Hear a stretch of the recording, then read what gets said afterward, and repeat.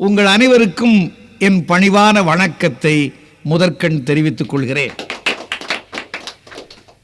மாரியம்மன் திருவிழாவிலே ஒரு பட்டிமன்றம், மக்கள் மனதை எப்படி தொடுவது என்று எண்ணி விழா குழுவினர்கள் இந்த ஏற்பாட்டை செய்திருக்கிறார்கள். அவர்களுக்கு வந்திருக்கிற சந்தேகம் என்ன? ஐயா, ஒரு ஆடவனுடைய புகழுக்கு பெரிதும் காரணமாக அமைபவர் யார்? தாயா, தாரமா? இப்படி ஒரு கேள்வியை எங்க முன்னே எடுத்து போட்டு கொஞ்சம் விடை சொல்லுங்களேன் என்று கேட்டிருக்கிறாங்க. எப்படி சொல்றது?